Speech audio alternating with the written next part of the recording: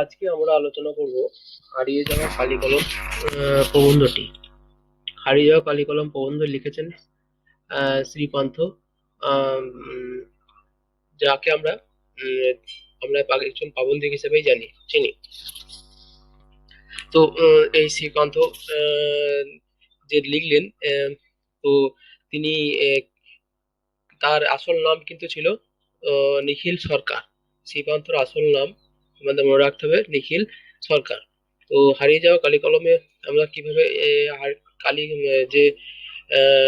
যে ব্যবহার, আমরা যে পেনে বা নিভে লিখি, সেই নিভে যে তার ব্যবহার, সেই ব্যবহারটা কিন্তু আজকে কিন্তু এরকম আমরা কিন্তু এই যে পেনগুলো ব্যবহার করছি, পেনগুলোর মতন কিন্তু ছিল না।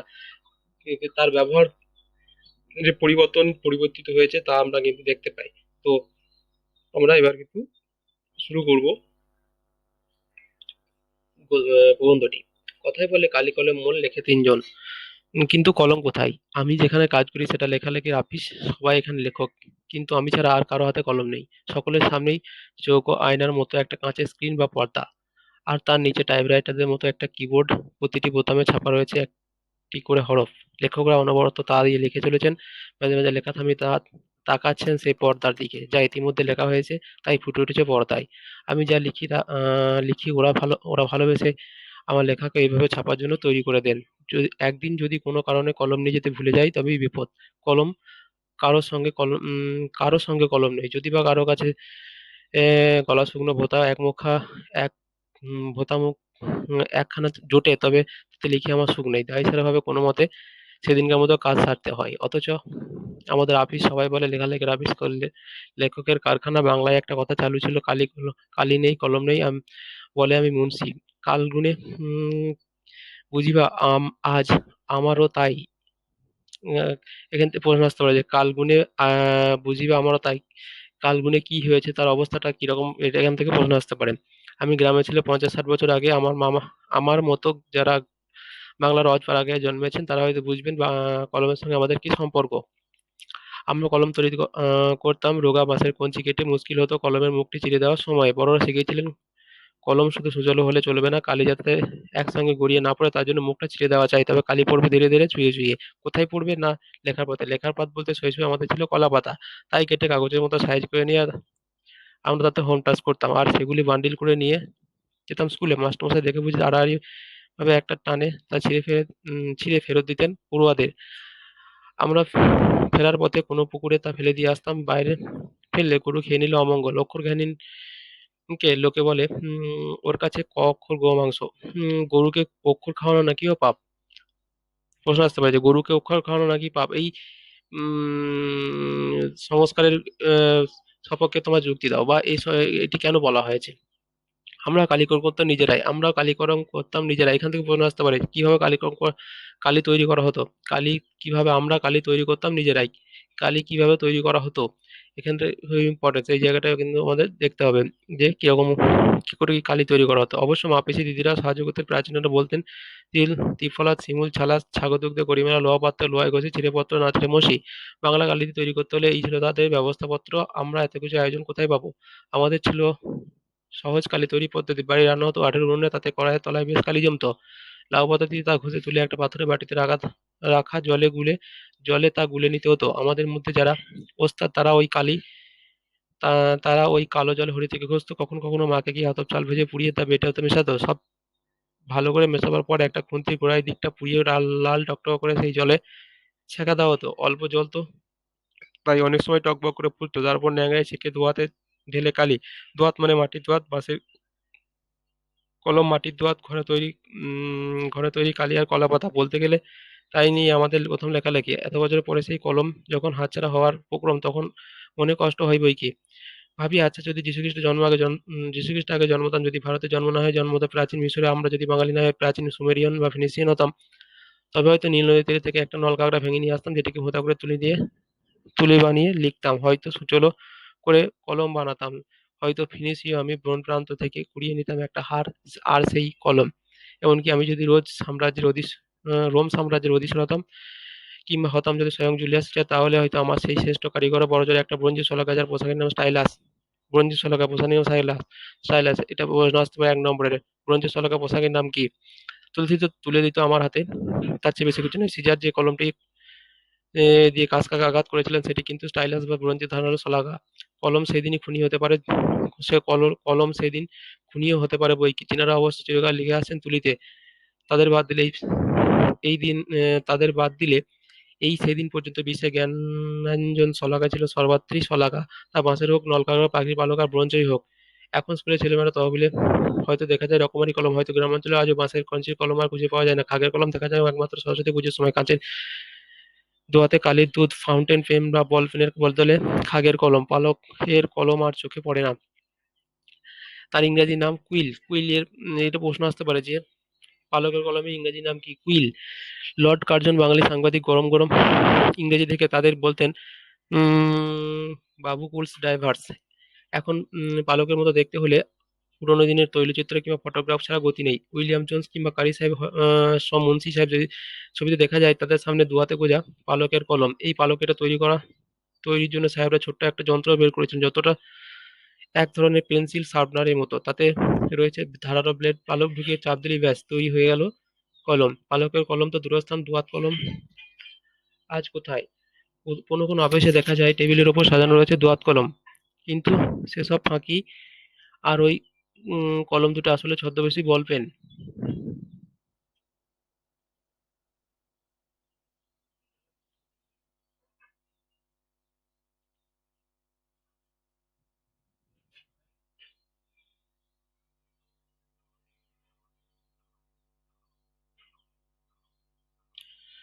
ছদ্মবেশী বল পেন মাত্র, তাকে আবার কেউ কেউ বলেন ডট পেন। কিছুকাল আগে একজন বিদেশি সাংবাদিক লিখেছিলেন কলকাতার চৌরঙ্গির পথে গিজ গিজ করছে ফেরিওয়ালা, তাদের প্রতি 3 জনের মধ্যে একজনের পেশা কলম বিক্রি। এক হাতে 10 কলমধারী ফেরিওয়ালা কিন্তু এখনো দেখা যায়। সস্তা চূড়ান্ত, ফলে প্রত্যেকের পকেটে কলম। শুধু কি পকেটে, পণ্ডিত মহাশয় কলম খাতা ছিল কানে গুজে রাখার জন্য। দার্শনিক তাকেই বলি, যিনি কানে কলম গুজে দুনিয়া খোঁজেন। ছেলেবেলায় এক দাদাবাবু দেখেছিলাম যার কলম ছিল পায়ের মোজায় গোজা। আজকাল কোনো কোনো অতি আধুনিক ছেলেকে দেখি যাদের কলম বুক পকেটে নয়, কাঁধে ছোট পকেটে সাজানো। কেউ কেউ অবশ্য চুলে কলম ধারণ করে, সেটা অবশ্য ইচ্ছাকৃত নয়, ভিড়ের ট্রামে বাসে যাতায়াতের ফল। মহিলা যাত্রী ট্রাম থেকে নামছেন, কে একজন চেঁচে বলল, দিদি আপনার খোঁপায় কলম। এখান থেকে প্রশ্ন আসতে পারে যে আহ, আহ, ও দিদি আপনার খোঁপায় কলম, কোন পরিপ্রেক্ষিতে কথাটি বলা হয়েছে বা প্রসঙ্গ উল্লেখ করো। বিস্ফোরণ, কলম বিস্ফোরণ। একসময় বলা হতো কলমে কায়স্থ চিনি গোপেতে রাজপুত। এখন কলম বা গোপ কোনো কিছুর বিশেষ কারণ নয়, কালীরক্ষ নায়কের পেটে চণ্ডী পড়েন কালীঘাটে। কালীরক্ষ নায়িকা পেটে চণ্ডী পড়েন কালীঘাটে।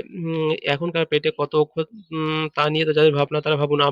আমরা শুধু জানি দেশে সবাই স্বাক্ষর না হলেও কলম একজন সর্বজনীন। সত্যি বলতে কি, কলম এখন এতই সস্তা, এতই সর্বগ হয়ে গেছে যে পকেটমাররাও এখন কলম নিয়ে হাত ছাপায় খেলা দেখায় না। কলম তাদের কাছে আজও আজও অস্পৃশ্য।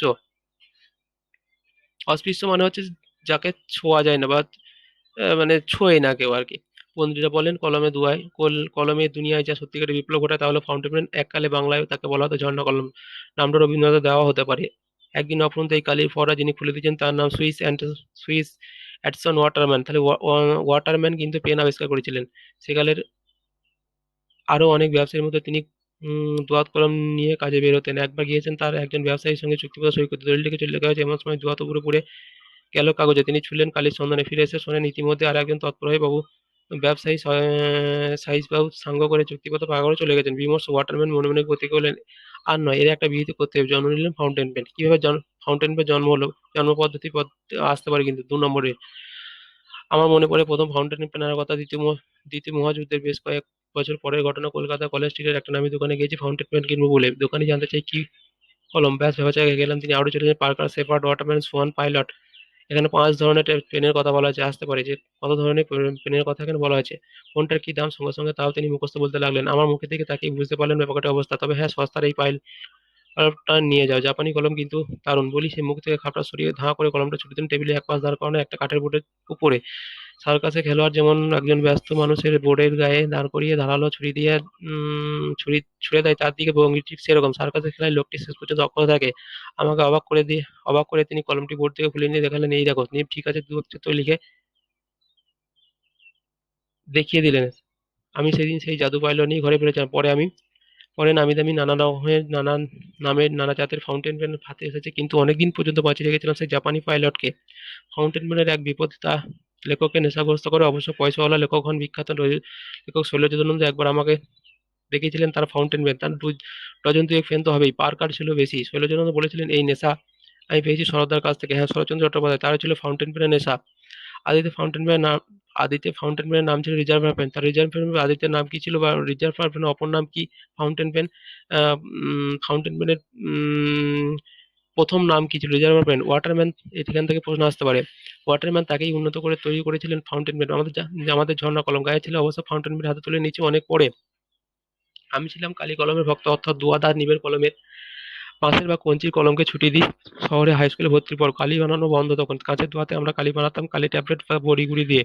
লাল নীল দু রকম বড়ি পাওয়া যেত অবশ্য, তৈরি কালিও পাওয়া যেত দুয়াতে বোতলে।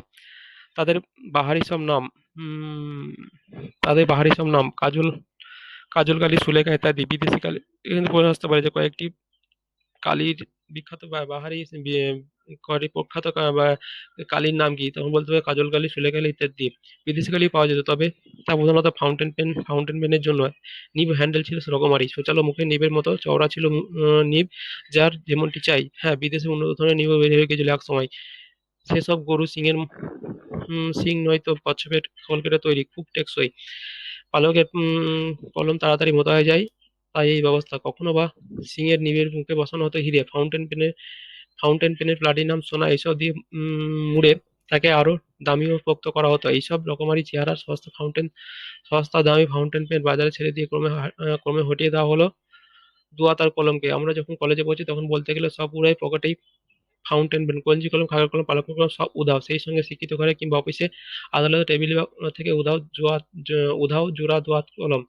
সেগুলো সাজিয়ে রাখার আদর, কালির আধার, ব্লটিং সব। একসময় লেখা হতো, একসময় লেখা শুকনো হতো বালি দিয়ে, পরে ব্লটিং পেপার, সব মিলিয়ে লেখালেখি রীতিমতো একটা ছোটখাটো একটা অনুষ্ঠান।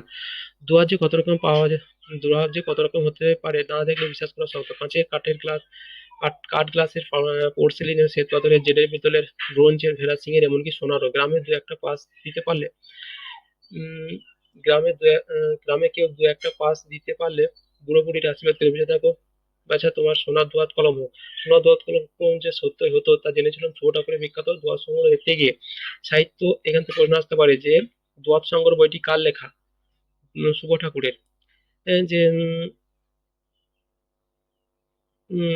সাহিত্য ও ইতিহাসে নানা চরিত্র যোগ করা ছিল কোনো দোয়াতে। অবাক হয়ে সেদিন মনে মনে ভেবেছিলাম, এইসব কালি দিয়েই তো না শেক্সপিয়ার, দান্তে, মিল্টন, কালিদাস, ভগবতী, কাশীরাম দাস, বৃত্তিবাস থেকে রবীন্দ্রনাথ, বঙ্কিমচন্দ্র, শরৎচন্দ্র সবাই লিখে গেছেন। হাই, কোথায় গেল সেই সব দিন? এখন ফাউন্টেন পেন, ক্রমে তা বুঝিবা তাই যাও। এখন বল পেন বা ডট পেন, এক রোগা লিখে ফিরিফি লিখে কত দূর দৌড়াতে পারে তা নিয়ে তার গর্ব। ফাউন্টেন পেন অবশ্য এখন কম যায় না।